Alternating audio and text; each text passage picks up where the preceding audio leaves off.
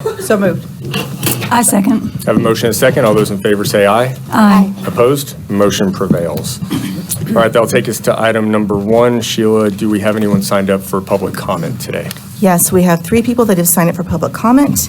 To confirm, is it 3 minutes per person? Yes, ma'am. All right, let's go ahead and call up all three at the same time so we can move quickly through this. Let's call up Alan Hicks, Danny Flunker, and Jeff Walker. And we'll go in that order.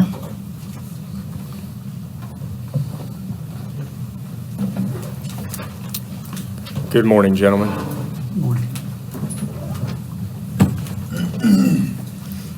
Are we missing someone? All right, let's start with Mr. Hicks.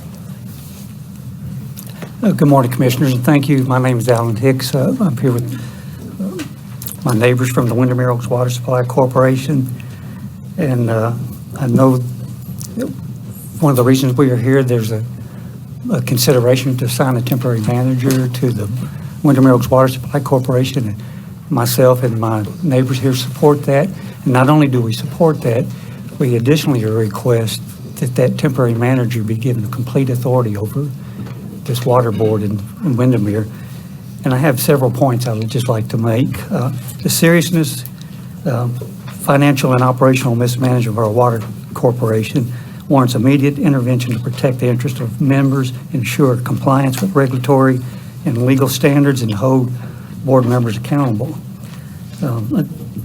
First point I'd like to make is there was an unexplained land sale attempt and hostility towards the members at a recently water board meeting we had on November the 7th, just days before the PUC's November 14th agenda item to consider appointing a temporary manager. The Water Corporation scheduled a meeting to vote on selling a real estate property. This transaction has been shrouded in secrecy with no details provided to members about the sale price, the identity of the buyer, or how the proceeds would be used. Members were informed only that the attorneys had advised the board they could proceed with the sale without disclosing specifics to the members.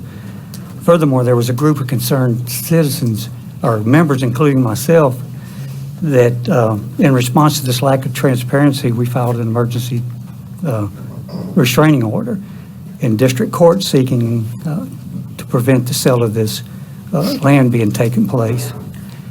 I stood next to the process server as she was serving each board member. They sat there with a smirk on their face and then continued the meeting. After public comment, went into to closed session, conducted a vote, came out, voted on the sale of the land without disclosing any of the items behind that sale. And this just shows a complete disregard and lack of respect for the members and transparency for the members, and it kind of exemplifies the board's hostility stance towards the very members it's supposed to serve. And I'd like to say one note on this. This doesn't pass the smell test the way this was rushed through. As a police officer that served 41 years between Houston and Austin, this doesn't pass the smell test of what the rush was and what the true motives. And this definitely didn't keep the consideration of the members. I did have several more, but Okay. Thank you, sir. Next up is Danny Flunker. How are y'all doing? I really had nothing prepared to say. I just wanted to say this. This was filed in the interchange, this petition, and we're asking that the board have no say in anything. They've proven themselves reckless and irresponsible. And also, we'd like a referral to the Texas AG and the state auditor. What Alan was talking about is at that meeting, right after they were served, they laughed at us, and then one of the members was in the back saying, "You belong in handcuffs," and one of the directors actually went like this laughing. Anyway, that's all I have to say. I hope that the decision that's made gives the board zero say in anything. That's it. Thank you. Thank you, sir. All right, is Jeff Walker here? I'm right here. All right, Mr. I'm sorry. All right. Good morning, commissioners, and chairman. You heard me speak 3 weeks ago. Let me give you an update. Revenue losses for October were $12,000. It continues, we continue to operate in the red since the rate appeal rates went into effect in March. Bottom line is we don't have the revenue to sustain. I stated that at my last, at the hearing 3 weeks ago. I also presented to you almost 5 weeks ago the same answers. You can see it in our reports, you can see it in the director's reports, and so on. I am a member of the Water District as well as a board member. I was elected, wasn't appointed. I have other constituents out there that are supporting the board in a wide variety of activities that we're doing. Our biggest challenge, I can't stress it enough, is our revenue. As you stated in your memo, Chairman, the board members support the temporary manager. Bring him on. We would love to work with him and speak with him about the activities that have been going on and walk through our reports with them, our receipts, and what we're spending our money on. He'll get a clear picture, probably within 1 or 2 days, of what the real actions are that are going out in Windermere. I have them. I have them in a folder with me. It's not a big deal to understand what it is. Let me give you an example. Windermere is a residential community. A lot of them are vacation homes, second homes. It also has an airport attached to it with hangars. 49 users are getting a refund every month of $4.20 from their water bill. 49 users. Another 51 users, that equates to 100 people. Those other 51 people have a water bill similar to what you saw for mine of $7.21. You average those bills out, a negative $4.20 to a $7, you come up with a minus of what we're generating from 100 users out of 302. That's the problem, right there. And when the temporary manager comes on board, love to sit there and talk with him and walk through our director's reports that are processed from our billing and financial people, and he will see it. 100 users, we bill zero amount of revenue back to operations. How do you sustain? That's all I got to say. I look forward to hearing from you today and appointing the temporary manager and working with them on the 3 board members that continue every day to do diligently work for this corporation. Thank you. Thank you for being here this morning. All right, Sheila, so that concludes item number 1. Item number 2 was on the consent agenda, so we lay out. This is docket number 57065, petition for an order appointing a temporary manager to Windermere Oaks Water Supply Corporation. Before you is a petition to appoint a temporary manager for Windermere Oaks WSC. Chairman Gleason filed a memo. So, yeah, I think, last time the temporary manager wasn't here, so I think we had requested temporary manager to be here this morning, so I'd ask that they come up.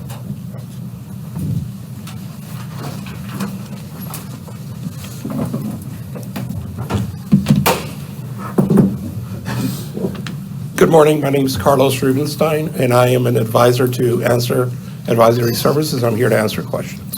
Good morning. I think my first question is, what is Answer's kind of background, history, experience in being a temporary manager?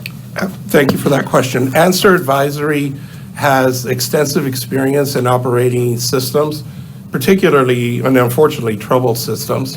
The experience is mostly focused in Florida, serving currently over 70 communities.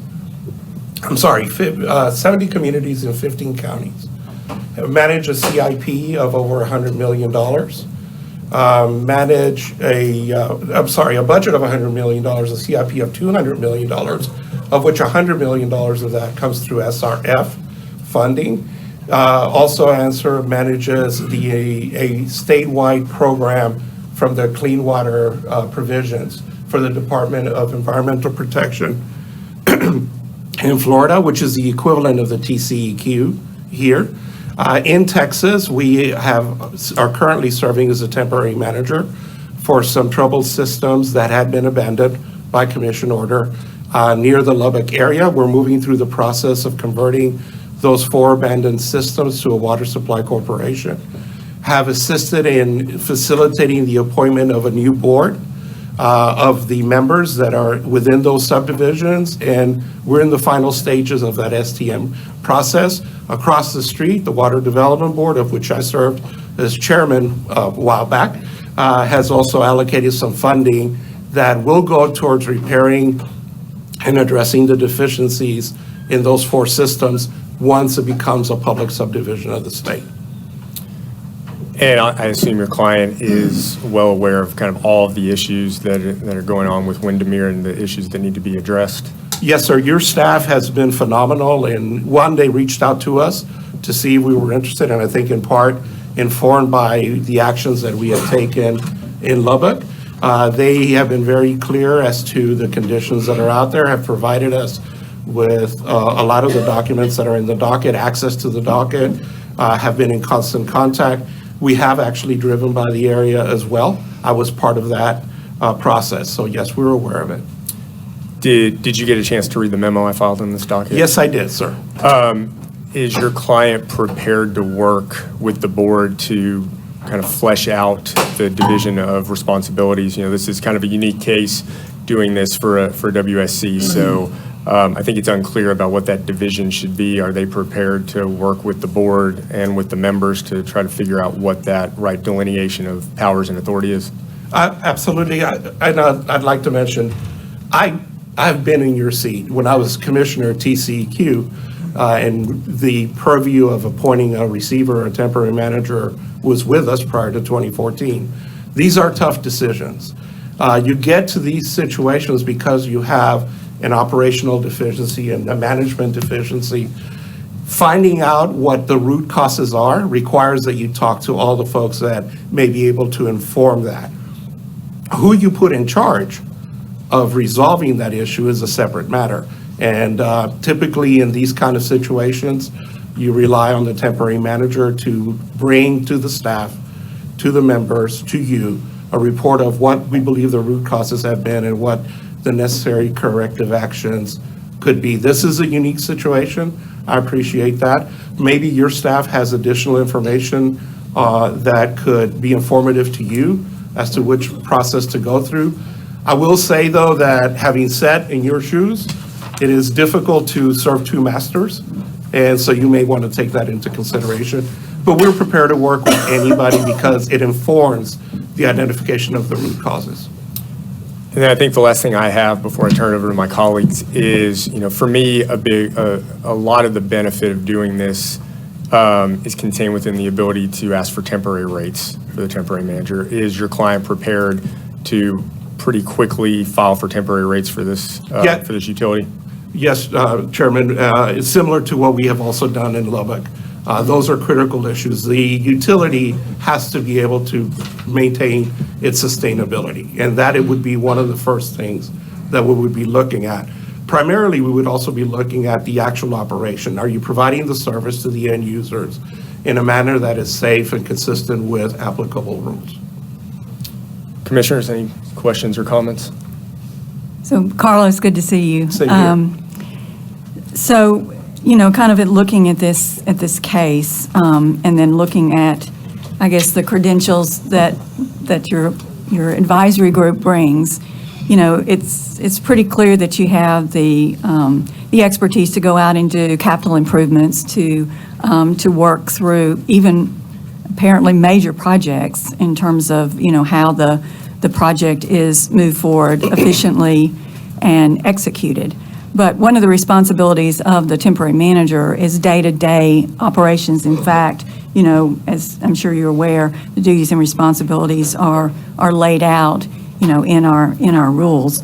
Do you feel like that, you know, not only can you provide the service of kind of looking at and getting to the root cause and identifying an asset management plan moving forward so that the entity can be successful, as well as being able to execute the day-to-day responsibilities that we're talking about that a temporary manager would typically do? Absolutely, and those are excellent points to bring up. It isn't just about coming in and assessing what went wrong. It's also the operational aspect of it.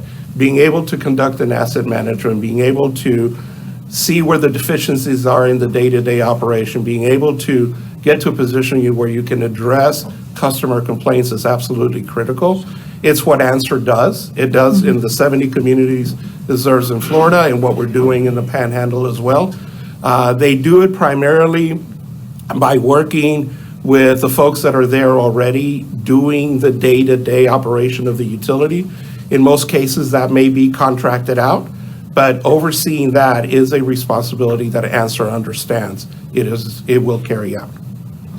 So, as you know, a properly operated facility, properly designed facility, needs to demonstrate certain financial, managerial, and technical competencies, right? And so is your vision to look at all of those aspects as a temporary manager kind of going forward? Do you see that within your wheelhouse? Yes, I do. I think that is important to be able to get to the point of bringing the utility back to a sustainable position. And then I guess my last question is, kind of seeing what the lay of the land is, knowing that it is a water supply corporation, you have a board, you have, the responsibilities of the operator, as well as this advisory role in terms of kind of, uprighting the ship, so to speak. How do you kind of envision that happening? I mean, how can we make this kind of a reality? I think what going forward, and I'm also relying on past experience. I mean, when I was at the TCEQ, we had to place La Jolla Water Supply Corporation under receivership. And I was the regional manager that was in charge of that case at the time. So relying on that experience of what it takes to come in a situation where the board is existing or has existed, but that there needed corrective actions, which we don't really know, all of us, what those are. We need to get in and actually look at them. You need to look at all of the aspects of what contributed to those activities. The board members have a wealth of knowledge, because they've been engaged, but the members also, and as you heard during public comment, also have some concerns that they would like to express, I suspect, to the temporary manager. Being able to address all of those and get to the root causes, looking at all the facets that have contributed to why you are now faced with the need to appoint a temporary manager is critical. So you feel very confident that you can go in and work with the leadership and come up with these roles and responsibilities in those various areas and be able to kind of manage this going forward so that we can have a successful outcome? We will work with however you all want us to work with. We're here to assist. Your staff asked us to look into this to see if we were willing to step in. We will do so. I would just revert back to the first comment that I made. I know from these experiences, serving two masters can be problematic because sometimes you get into a defensive position as opposed to actually wanting and committing to address the situation. We need to work through those issues as well. I'm just being very candid with you. You know me. Okay. Mr. Chairman, I feel very confident in recommending that we move forward with the temporary manager. I would say, if I were a member and one of the consumers who was getting water or wastewater from this effort, I would be at wit's end myself. This has been going on for far too long, and I think the challenges that they have faced are very unfortunate. I don't believe that, I believe that the temporary manager has to act like a parent who's not a best friend to their child. And that is that you need to be the disciplinarian and make sure that all sides of this issue are heard, but that you make the right decision that's best for the Water Supply Corporation. And that if that is temporary rates, if that is understanding what has to happen for additional infrastructure, for water quality, that is what's important. The project is what's important, because if the project succeeds, then the consumers get what they want, which is clean water and wastewater services, and the utility gets on firm financial footing. So with Commissioner Jackson, I don't know your company, but I believe that if the staff and others believe that you and your company are able to do this. I'm totally in support of a temporary manager, but I don't think that that this is for the faint of heart. I think you need to box out and do what's in the best interest of this water supply corporation. I appreciate it. I think you more clearly than I articulated what I'm concerned about serving two masters. At the end of the day, it is about righting the ship, and the level of service and the quality of service and responsiveness to the end users. Thank you. I'm supportive. And you've now made the, statement about serving two masters a few times. Have you come in with, you mentioned the Lubbock group and you elected a new board. Has your company worked with a board that has been in place and then you came in before? It has, but primarily in the experiences in Florida. In Texas, we have a similar ability to create what are known as public utility agencies, PUAs. You've heard of them. In fact, we have one in West Travis. In Florida, they're called GUAs. And in that experience, a utility that was either an investor-owned utility that needed to be moved to the public sector, working through those transactions was critical in the GUA efforts in Florida. Those actually took place. In many instances, a troubled utility, the regulatory agency asked the GUA to step in. Obviously, you were working with an entity that already existed. So that, yes, those are not foreign to answer, and the folks that would be doing this work at all. Lubbock is different. Lubbock was a truly abandoned system for various reasons. And they're not intentional, it is what it is. The developer passed away, the system was in disrepair, and then, oh, by the way, we had two freezes that broke everything. So there was nobody to work with, except you did have a temporary manager that was vacating the position. We were asked to step in because we had already been working with the members separately on a path forward to be able to, more than anything, be able to realize the benefit of the money that the Water Development Board has set aside for them. They could not get that money, access to the money, if it remained as a private entity. So we worked through the process. Fortunately, in the very first meeting that we had up there, 7 members of the subdivisions volunteered to be their board, and during the this past April, I believe, they were all reappointed as well. So we're working through that process. Okay. But no, it's not foreign. Okay. And you're out of Florida. Do you have offices here in Texas, staff here, or are you going to just be contracting out? No, ma'am. Great question. Actually, we're right down the street. Third in Congress. Answer now is part of Accenture. Accenture brings a wealth of additional resources, and they are developing a Texas-centric and already have staff in Texas, of which I support as a consultant, to be able to carry out these duties. Our intent is to have someone on the ground to be able to respond, not to rely on somebody having to drive there to see what happened. So we believe that being in the state where you want to carry out the services is critical. Okay. Wonderful. Thank you. I recuse myself from this item. I don't know if Sheila, you noted that at the beginning. You are right. I forgot to mention the recusals at the very beginning, but I can go over that. No, that's fine. Chairman, thanks. I think staff's feeling about the law on the serving of two masters, which is an important point to raise, is that the Water Code talks about a temporary manager having the authority to do all things necessary to ensure that service continues.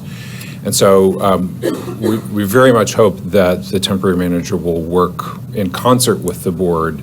But at the end of the day, if the board members are electing to follow a path that is not in the best interest of the utility, of the Water Supply Corporation, then it would be the temporary manager who, gets to decide what to do next to make sure that we're righting the ship. That said, we very much hope that they'll work together because the community needs to solve the wounds and figure out a path forward. That's well put. Thank you, Barksdale. So I think just for my part, to close, I'll say, I came here not knowing kind of what I was going to do because, like you, Commissioner Gloffelty, I'm familiar with this company. Carlos, thank you for being here to answer these questions. I'll also say that knowing that you're involved and lending your expertise to this also allays my concerns. And so appreciate you lending your time and talent to help us try to figure this out. My pleasure. Thank you. Okay, if we don't have anything else, I'd entertain a motion to direct OPDM to draft an order consistent with my memo. So moved. Second. Have a motion and a second. All those in favor say aye. Aye. Aye. Opposed? Motion prevails. Thank you. Thank you.